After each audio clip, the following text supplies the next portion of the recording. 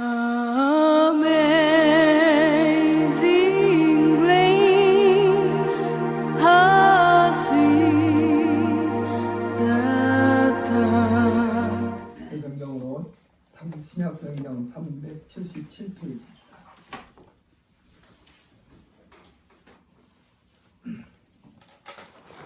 1장 3절부터 5절까지 함께 읽겠습니다. 함께 읽습니다. 우리 주 예수 그리스도의 아버지 하나님을 찬송하리로다. 그의 많으신 궁일대로 예수 그리스도를 죽은 자 가운데서 부활하게 하심으로 말미암아 우리들 거듭나게 하사 산 소망이 있게 하시며 썩지 않고 더럽지 않고 쇠하지 아니하는 유업을 있게 하시나니 곧 너희를 위하여 하늘에 간직하신 것이라. 너희는 말세에 나타내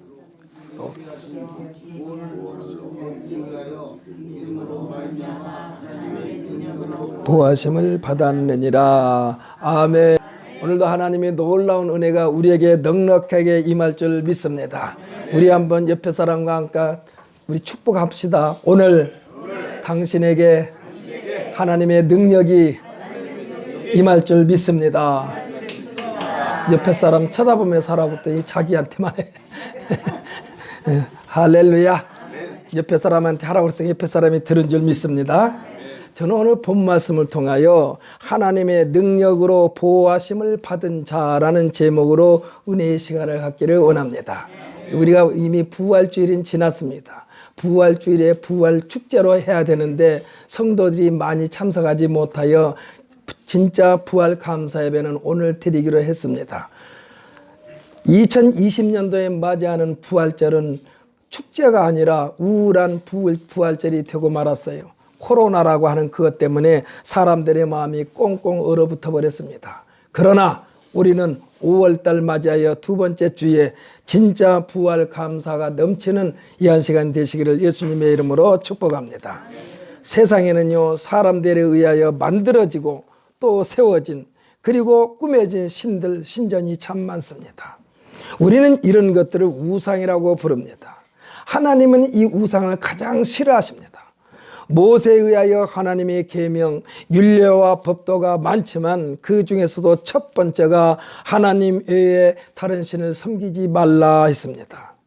두 번째가 너희를 위하여 새긴 우상을 만들지 말고 섬기지 말라 했습니다. 세 번째는 여호와의 이름을 망령되이 일컫지 말라 하셨습니다. 하나님이 이와 같은 하나님과의 관계를 설정해 놓으신 것은 하나님께서 세상을 창조하시고 그 질서를 세워 놓으시면서 하나님을 하나님 되게 하라는 명령인 줄 믿으시기를 바랍니다. 우리가 하나님을 망각하고 살 때에 세상이 엉망진창이 되는 거예요. 이 명령을 거역하는 것이 하나님을 욕되게 하는 것입니다. 인류의 역사는 하나님을 거역하는 역사가 반복되고 있습니다. 성경은 하나님의 창조와 하나님의 이 질서를 사람이 깨뜨리면 하나님께서 회복시키시고 이 회복시키시면서 쓰라린 고통과 환난을 겪은 내용을 기록해 놓으신 이유는 후손들로 하여금 반면교사로 삼으라는 교훈인 줄 믿으시기를 바랍니다. 너희는 그러지 말아라 이 말씀이요. 수많은 선지자들이 등장하지만 사공이 많으면 배가 산으로 간다는 속담처럼 부작용만 있을 뿐 역사의 흐름은 늘 갈팡질팡의 악순환이었습니다.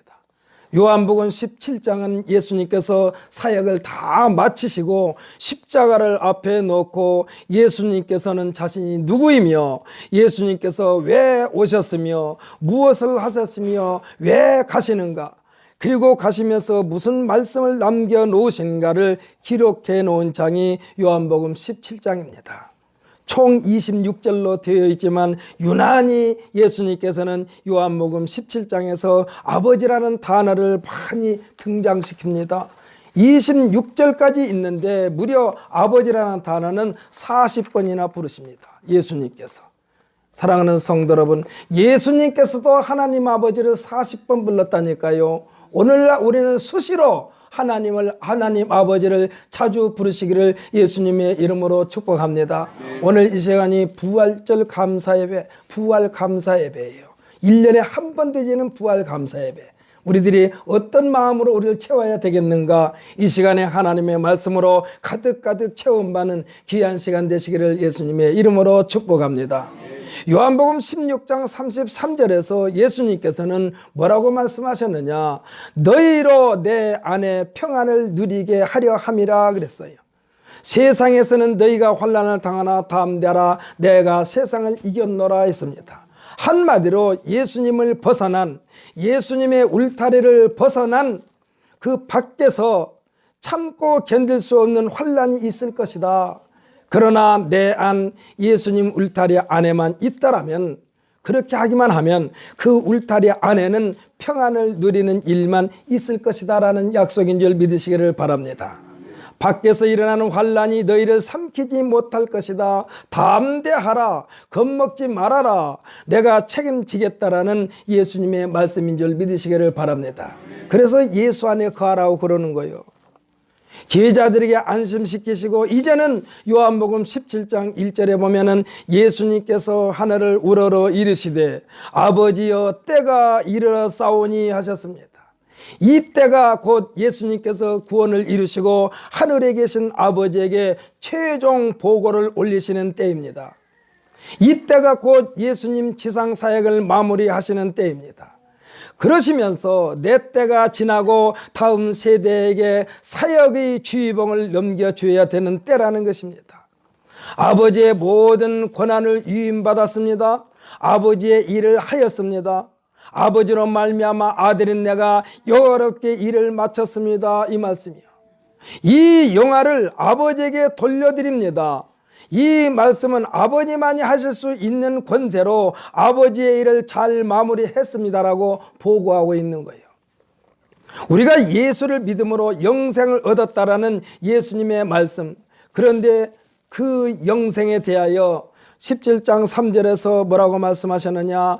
영생은 곧 유일하신 참 하나님과 그가 보내신 자 예수 그리스도를 아는 것이니다라고 있습니다. 그러니까 누가 우리들에게 예수 믿으면은 영생을 얻는다고 그랬는데 그 영생이 무엇입니까 하고 여러분에게 묻는다면, 영생이란 예수님께서 말씀하신 대로 유일하신 참 하나님과 그가 보낸 자 예수 그리스도를 아는 것이다 라고 대답하면 정답이 됩니다. 그렇다면 이 시간에 여러분에게 또 한번 묻겠습니다. 영생이 무엇인가요? 조금 전에 제가 말씀드린 이 대답을 꼭 해야만 합니다. 영생은 곧 유일하신 참 하나님과 그가 보내신 자 예수 그리스도를 아는 것입니다. 이렇게 대답하면 된다라는 것을 지금 예수님께서 친히 우리에게 가르쳐 주셨어요. 영생이 뭐냐? 영생은 곧 유일하신 참 하나님과 그가 보내신 자 예수 그리스도를 아는 것이다라고 그랬는데 이것이 쉽지 않다라는 얘기예요. 결국은 이것을 정확히 알면은요, 우리의 신앙생활이 갈팡질팡하지 않습니다. 오늘 본문에서 사도 베드로는 하나님에 대하여 긍휼이 많으신 하나님이라고 표현했습니다. 이 하나님의 긍휼이 예수 그리스도를 죽은 자 가운데서 부활하게 하셨고, 할렐루야, 예수님의 부활이 우리를 거듭나게 하는 산 소망이라고 했습니다. 예수님에게 부활이 없었다면 소망이 있을 수 없다는 말씀도 되는 거예요. 사랑하는 성도 여러분, 우리가 예수를 믿으면서 부활 그 자체를 믿냐 안 믿지 않는다면 소망이 없는 거예요. 예수님의 부활은 죽은 사람이 그냥 단순하게 다시 살아난 그러한 생명체가 아닙니다. 죽은 자가 살아난 그냥 생명체가 아니에요. 예수님의 부활체는 육체를 지니신 부활입니다. 믿으십니까? 이걸 믿어야 돼요. 우리와 똑같이 먹고 마시고 즐기는 부활이었어요. 그래서 예수님은 부활하신 후에 제자들에게 나아가서 고기를 구워서 먹여주기도 하고 본인이 먹기도 하고 그랬어요.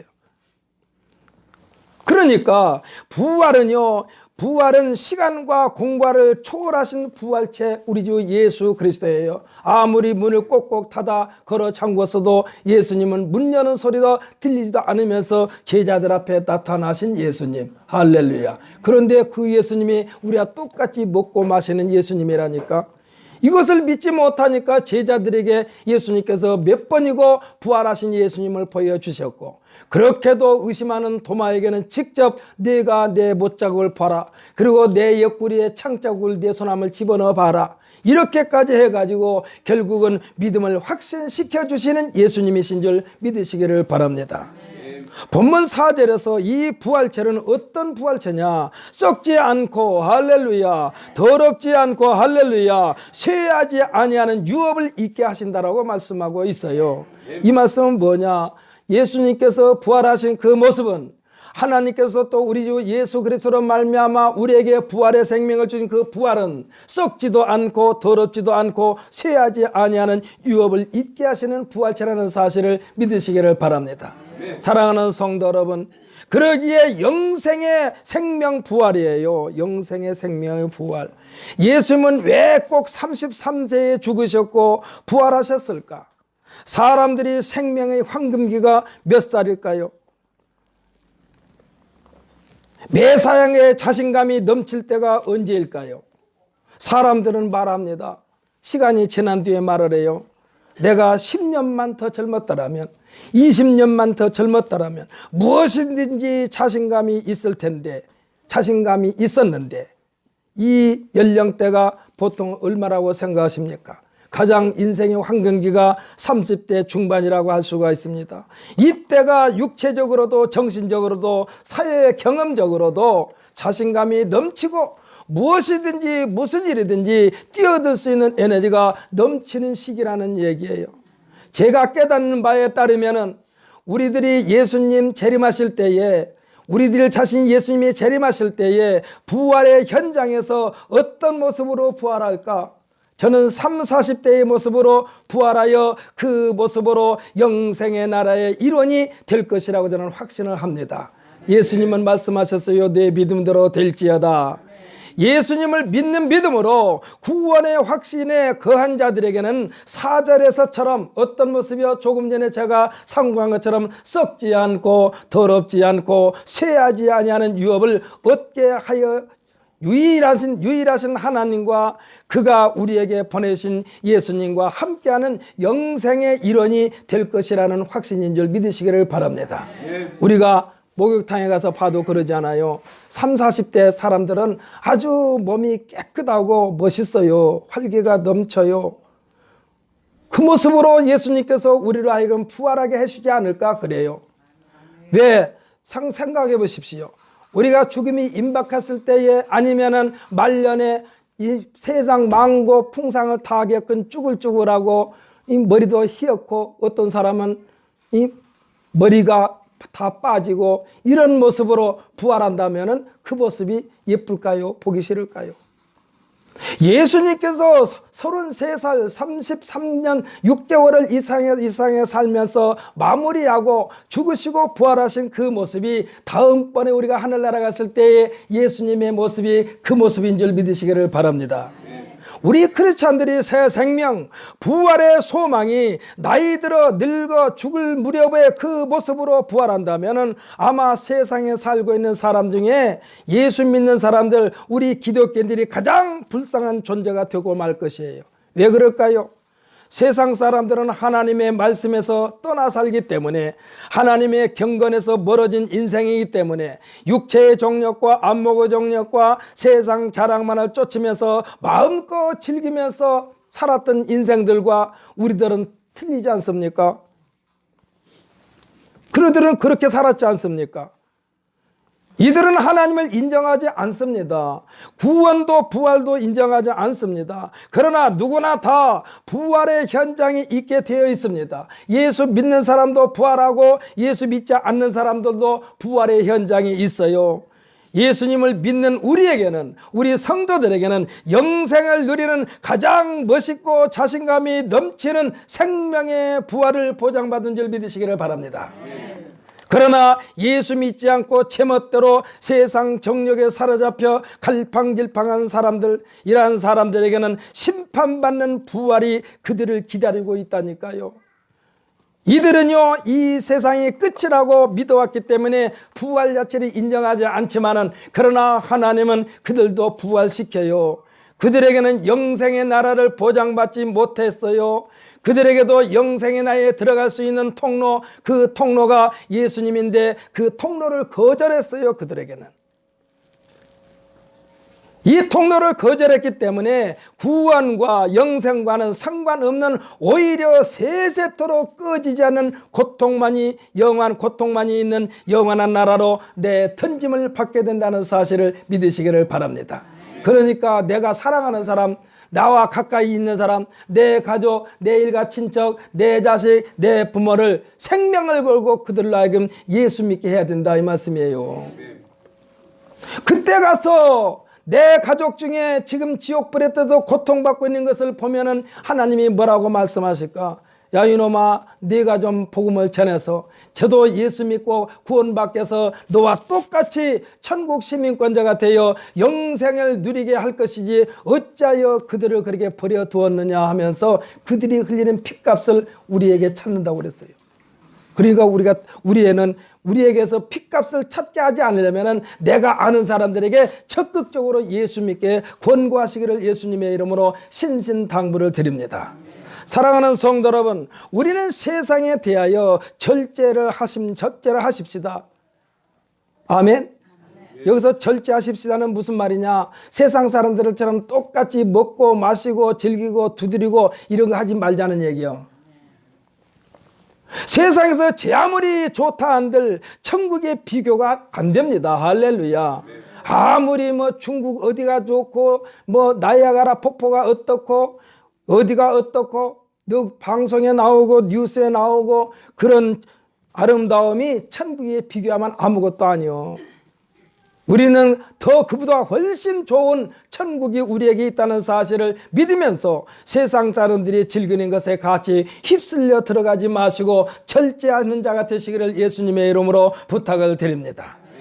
훗날 세상의 건너편 영생의 나라에서 누리는 아름다운 천국을 소유하기 위하여 우리 주 예수 그리스도가 우리를 구원하신 하나님의 아들이심을 굳게 믿는 그 믿음이 4절에서 말씀하신 썩지 않고 더럽지 않고 쇠하지 아니한 유업을 잊게 하신다는 약속을 굳게 믿게 되시기를 예수님의 이름으로 축복합니다.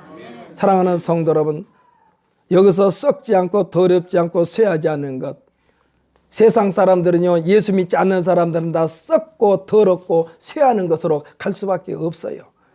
우리는 예수님으로 말미암아 조금 전에 말씀드린 대로 가장 활력이 넘치고 자신감이 넘치는 그 모습으로 부활한다 이 말이요.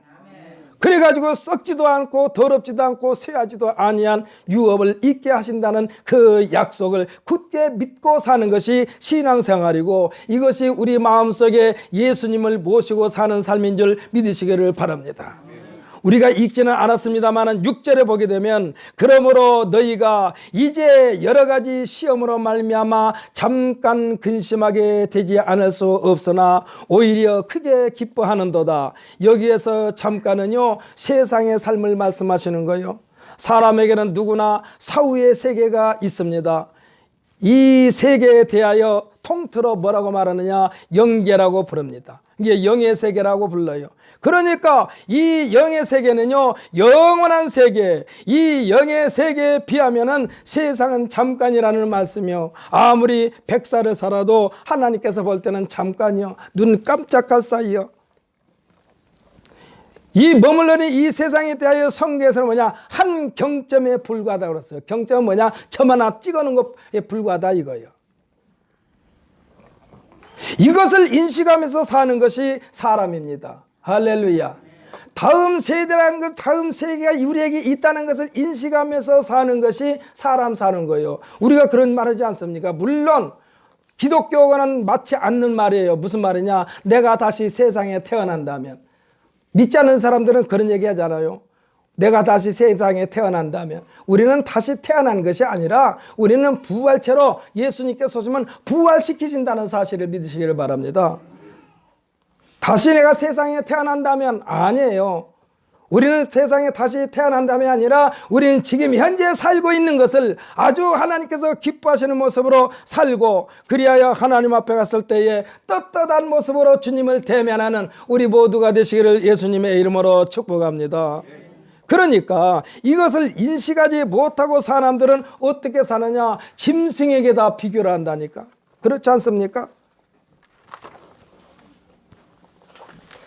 끔찍한 일들, 어떻게 사람이 저런 일을 저지를 수가 있을까 하는, 그들에게 우리가 보통 뭐라고 말합니까? 짐승과 똑같다. 약육강식이 세게 금수만 또 못하다라는 표현을 쓰기도 합니다. 이 사람들은요, 하나님께서 기본으로 불어넣어준 양심마저도 던져버린 사람들이요. 우리들의 견고한 믿음을 불로 연단하여도 없어질 금보다 더 귀하여 예수 그리스도께서 나타나실 때에 칭찬과 영광과 존귀를 얻게 할 것이니라고 말씀하고 있습니다. 우리들의 소유한 믿음은요, 겉에 입은 의복이 아닙니다. 귀걸이나 목걸이, 팔찌, 반지가 아닙니다. 제 아무리 태운다 해도 7절에서 말씀하신 대로 없어지지 아니하는 금부치에게도 비교가 되지 않는 칭찬과 영광과 존귀를 예수님으로부터 얻게 될 것이라는 약속인 줄 믿으시기를 바랍니다.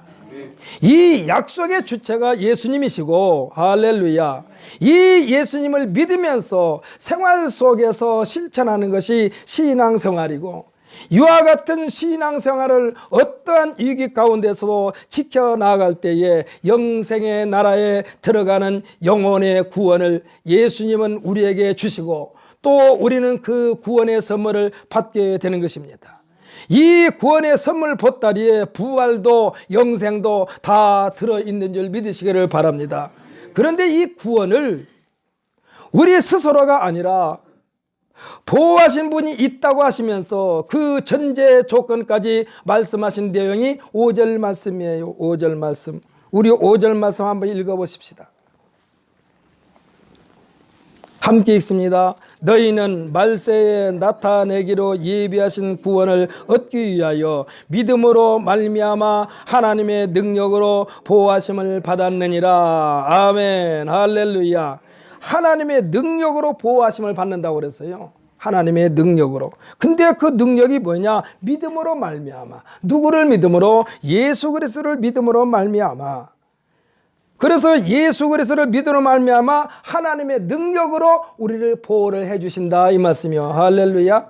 그래서 우리는요, 예수 그리스도를 우리의 생명의 주인으로 모시고 살면서 변함없이 우리 주 예수 그리스도를 향하는 마음이 식지 않도록 우리 모두는 늘 하나님 말씀 앞에 깨어있는 자가 되시기를 예수님의 이름으로 축복합니다. 바라기는 우리 신광 순복음교회 모든 성도들은 하나님의 능력으로 보호하심을 받는 믿음의 용사들이 되시기를 예수님의 이름으로 축복합니다. 그리하여 어느 곳에서든지 하나님께서 부르실 때에 담대히 아무개하고 부를 때에 머뭇머뭇거림이 아니라 떳떳하게 주님을 대면할 수 있는 우리 모두가 되어야만 된다 이 말씀이에요. 하나님 말씀에 순종하지 않는 사람은 하나님 만나기가 두려워요. 우리가요, 실제 생활 속에서 해보지 않습니까? 학교에서 선생님이 숙제를 내줄 때에 숙제를 다 한 사람은 선생님이 기다려져요. 학교 가는 시간이 기다려져요. 근데 숙제를 하지 않는 학생은 학교 가기가 두려워요.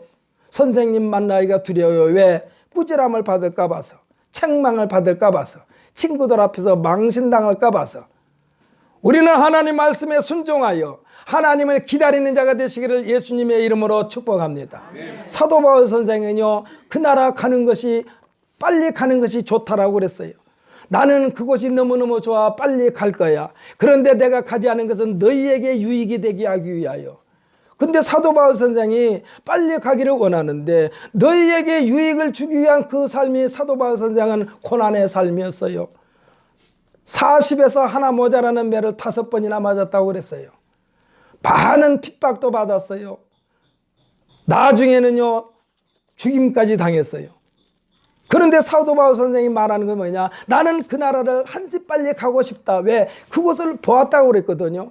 그것을 보았다고 그랬어요. 그런데 구구절절하게 간증한 장면은 안 나와요. 그런데 말로 표현할 수 없다는 얘기예요. 사랑하는 성도 여러분, 하나님에 대해서 여러분 말로 표현이 불가능해요.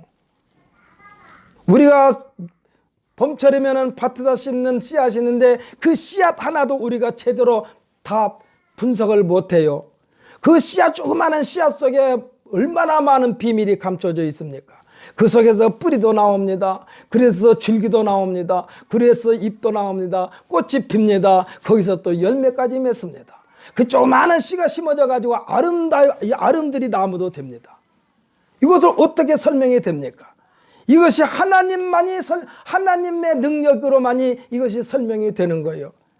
그래서 우리가 하나님에 대하여 섣불리 우리가 하나님에 대하여 말할 수가 없어요. 그래서 아마 사도 바울 선생은 간증하는 대면은 없어요. 그러나 그가 말하는 것은 뭐냐? 자기 생명을 아끼지 아니하고 다 내어줄 만큼 하나님 나라에 대하여 충만하고 확신을 갖고 있었다는 사실을 믿으시기를 바랍니다. 그러니까 이렇게 체험적인 신앙을 소유한 사도 바울 선생은 자기 생명을 버린 거나 마찬가지요. 날마다 죽노라 그랬어요. 자존심 따위 그가 뭔데, 자기가 공회원이었는데, 요즘으로 말하면 고급 공무원이었는데, 그것도 그냥 공무원이 아니라 권세를 가지고 많은 사람들을, 예수 믿는 사람들을 잡아들여 가지고 이 지금으로 말하면 경찰서가 됐던 어디 검찰청이 됐던 갖다가 집어넣는 그러한 권세를 가지고 있던 사도 바울이 다 그것을 버렸다고 그랬어요. 다 버렸다고 그랬어. 왜? 자기가 만난 예수로 말미암아 보장받은 천국이 어마어마하다는 것을 자기가 깨달았기 때문에 그것을 빨리 가고 싶다고 그랬어. 빨리 가고 싶다. 사랑하는 성도 여러분, 오늘 이 시간에 부활 감사합에 참여하는 우리 모든 성도들은 확실한 구원의 확신을 갖기를 예수님의 이름으로 축복합니다. 우리들은 항상 깨어 있어야 돼요. 항상 깨어 있어야 돼요. 정신을 차리고 있어야 돼요. 지나가 버린다니까. 지나가 버려요. 하나님 우리에게 주시려고 보따리 싸가지고 왔는데 옆에 가서 이렇게 보따리 받을 준비를 하고 있어요. 하나님이 주고 가는데 받을 준비 안 하고 있는데 그 사람 깨워가지고 주지는 않아요. 하나님은 본인이 받을 준비를 하고 있어야 덥석덥석 주고 지나가지. 생각해 보십시오. 지금 빨리 받기를 원하고 있는데 그 사람 깨워가지고 줄 시간이 어디 있어. 빨리빨리 주고 가셔야지. 사랑하는 성도 여러분, 그래서 우리는 늘 깨어 있어야 돼요. 늘 깨어 있어야 돼. 사랑하는 성도 여러분, 오늘 이 한 시간에 우리가 부활 감사예배로 하나님께 영광 돌려드리는데, 예수 믿는 사람들이 부활이 없다면 세상에서 가장 불쌍한 자라고 그랬다니까. 아까 말씀드린 대로 세상 사람들은 먹어라 마셔라 즐겨라, 그것도 모자라가지고 요즘에 뭐 클럽에 가가지고 그 좁은 공간에서 서로 팔뒤꿈치 들고 비비다가 지금 바이러스에 걸려가지고 또 비상에 걸렸어. 예수님께서 우리에게 주신 말씀은 항상 때로는 복을 주시는 능력의 말씀도 되지만은 우리에게 경고하시는 말씀도 있다는 사실을 믿으시고, 하나님께서 하라면 아멘하고 하지 말라는 것도 아멘하여 생활 속에서 하나님의 뜻을 실천하면서 사시는 우리 모두가 되시기를 예수님의 이름으로 축복합니다. 기도하십시다.